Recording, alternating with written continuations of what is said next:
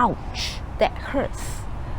It's only natural for us to withdraw from things that hurt us, and we would want to avoid pain as much as possible. So, if you want people to act on something or to change, we have to find out what their problems are.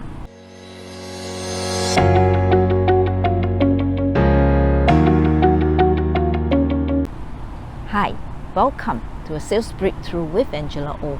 If you're new to this channel and are interested to find out how to increase your sales, then do subscribe to my channel by clicking on the subscribe button below, as I'll be sharing with you practical sales tips every week.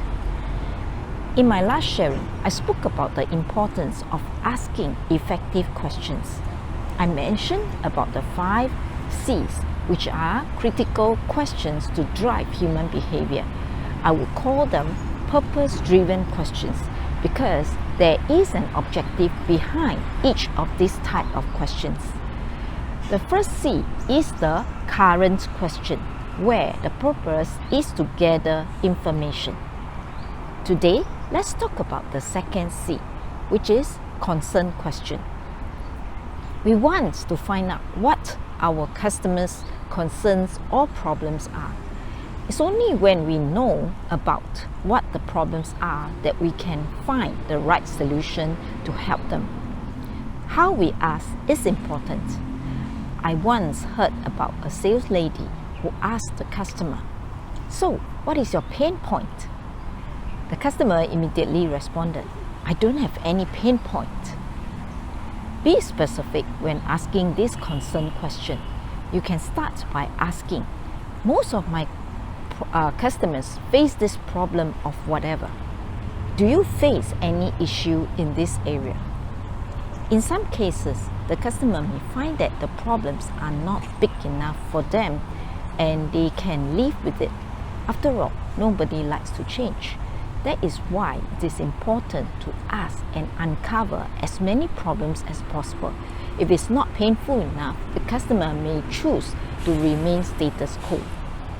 When we take time to find out what the customer's problems are, it also makes the customers feel that you are showing concern and brings them closer to us. It helps to improve our relationship with the customer. When we ask a concern question, a lot of salespeople have the temptation to jump in with a solution. No, this is not the right time yet. Listen patiently and show empathy. Do not assume just because the story sounds familiar to you.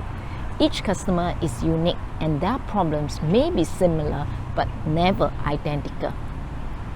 I love to share my proven sales tips and techniques. So if you have anything regarding sales that you like to learn, let me know by typing in the comments below. Do subscribe to my channel if you have not done so, as I'll be sharing sales tips every week. Remember to turn on your notifications so that you can always get the latest updates.